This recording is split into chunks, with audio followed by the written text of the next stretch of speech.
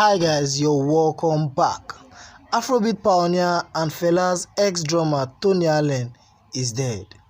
Allen, who was a member of Fela Kuti's band Africa 70, has died at the age of 73.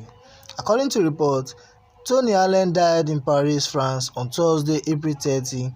His manager, Eric Trussett, told newsmen that Allen's death had been sudden but not believed to be linked to COVID-19. We don't know the exact cause of death. He was in great shape. It was quite sudden. I spoke to him at 1 p.m. Then 2 hours later, he was sick and taken to Pompidou Hospital where he died. Allen was the drummer behind the syncopated drumming that breathed rhythm life into Fela Kuti's Afrobeat blend of big band jazz, funk, and traditional African music formats. He was born in Lagos in 1940 and was regarded as one of the founders of Afrobeat, and was a drummer, composer, and also a songwriter for Afrobeat legend Fela Kuti. Fela once stated that without Tony Allen, there would be no Afrobeat.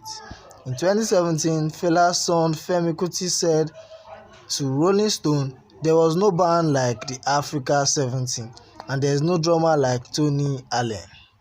Allen's career and life story has been documented in his 2013 autobiography, Tony Allen, Master Drummer of Afrobeat, co-written with author-musician Michael E. Veal, who previously wrote a comprehensive biography of Fela Kuti.